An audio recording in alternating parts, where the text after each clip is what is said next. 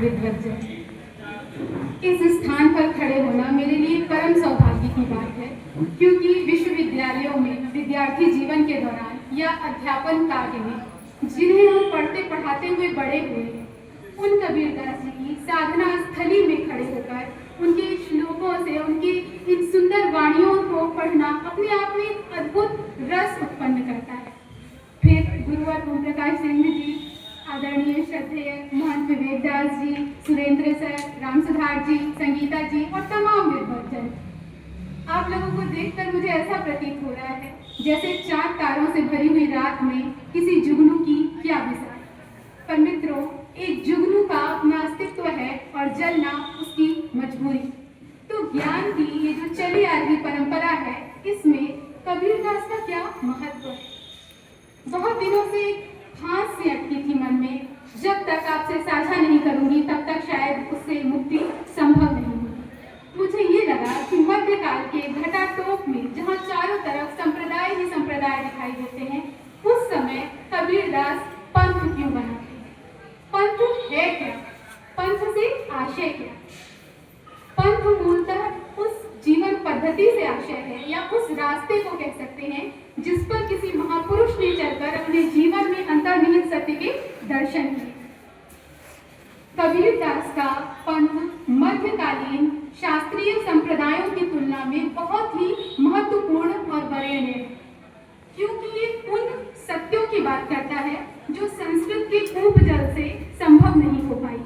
संस्कृत आप सबको पता है, उसकी जो शब्दावली थी बहुत क्लिष्ट थी, जो ज्ञान साधना थी उसमें तमाम वाद विवाद संवाद प्रचलित थे, उस तक सामान्य व्यक्तियों की पहुंच नहीं थी।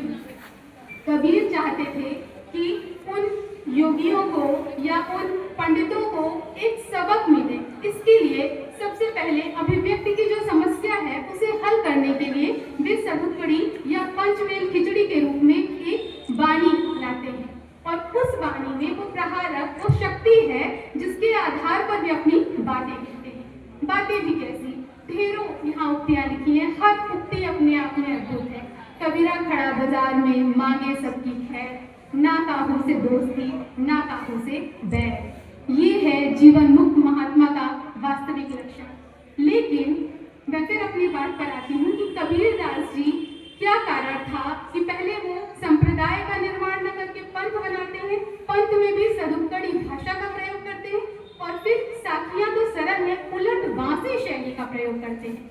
तत्कालीन जो मुल्ला थे, जो पंडित थे, उन्हें समझाने के लिए उलट बांसी से आशय उल्टी वाणी से है। एक ऐसी प्रतीक भाषा जिसे अंतर साधनात्मक अनुभूतियों को व्यक्त करने के लिए जिसकी आवश्यकता होती है।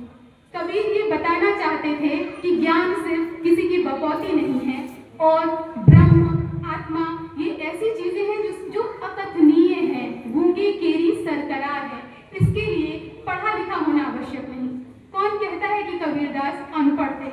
मेरी सख्त आपत्ति है इस बात से कि अगर आप मसी कागज छुओ नहीं के आधार पर कबीर को अनपढ़ सिद्ध कर सकते हैं, तो जब वो ये कहते हैं कि सब धरती कागज करूं और राम जी का उस पर मैं गुण लिखूं, तो इस आधार पर आप उन्हें पढ़ा लिखा क्यों नहीं मानते? क्या किसी एक उक्ति के आधार पर इतने पहुंचे हुए विद्वान महात्मा को अनपढ़ सिद्ध कर देना उचित है? क्या आत्मज्ञान के मार्ग में ये 4 किताबें पढ़ के एक सामान्य व्यक्ति हो जाना उचित है, या फिर उस गहरी साधना में निकल पड़ना जो स्वान्वेषण की और आत्म विस्तार की यात्रा है? कबीरदास जिन जीवन सत्यों को हमारे सामने उद्घाटित करते हैं, उनके यहाँ बरसे कंबल भीजे पानी, सुनने में ये बात थोड़ी अटपटी लगती है, ये चौंकाती है, सामान्य चित्त को एक बार भ्रमित करती है कि ये क्या कह रहे हैं कबीर साहब। अद्भुत बात करते हैं वे। ये जो संसार रूपी ये जो माया है, इसमें फंसा हुआ व्यक्ति का जो मन है वो कंबल की तरफ बरस रहा है, और पानी, हमारी ये जो आत्मा है, वो इंद्रियों के वशीभूत होकर कहीं ना कहीं उसमें वो फंसती जा रही है। ऐसे तमाम सत्य हैं। कबीरदास जी जब भी ये कहते हैं कि चींटी के पैर में घुंघरू बजते हैं और वो भी साहब सुनता है, या पुष्पवास से पातरा ऐसा ब्रह्म अनूप, मित्रों पुष्प दिखाई देता है, उसकी सुवास तो सिर्फ अनुभूत की जा सकती है। कबीर साहब की वाणी में वही तेज, वही दीप्ति है।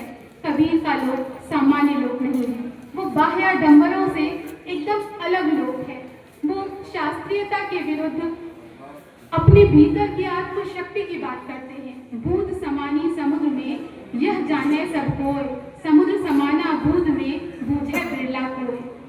आत्मशक्ति की खोज में हम में से हजारों हजार लोग चलते हैं, लेकिन कोई एक बिरला ही वहां तक पहुंचता है।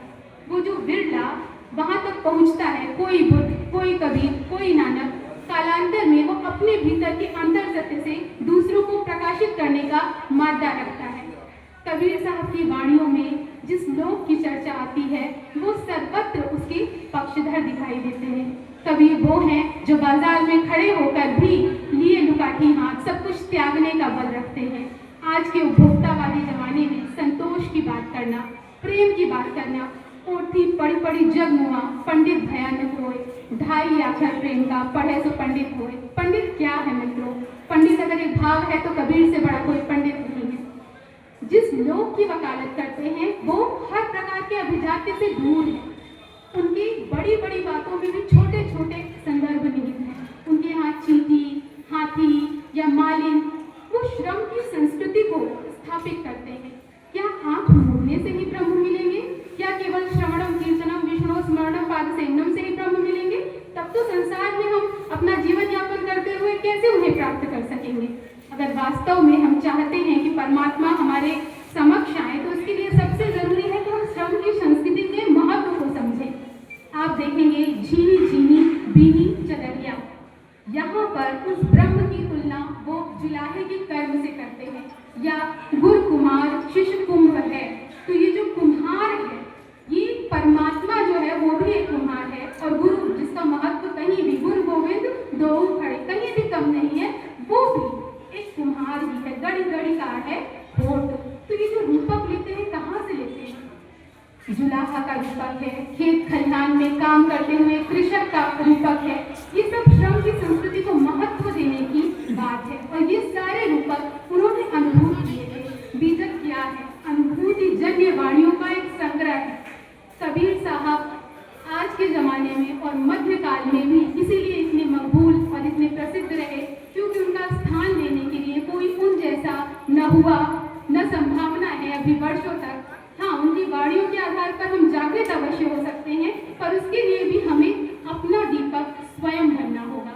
बिना उस अनुभूति के हम केवल बिना कबीर साहब की वाणियों को महसूस किए हम एक गतानुगतिकता में फंस जाएंगे जिसका वे सदैव विरोध करते रहे। सामाजिक अंतर सत्यों की पड़ताल अपने हृदय में जाकर ही की जा सकती है, कहे सुने के आधार पर नहीं। बस इतना ही कहना था। धन्यवाद, बहुत आभार।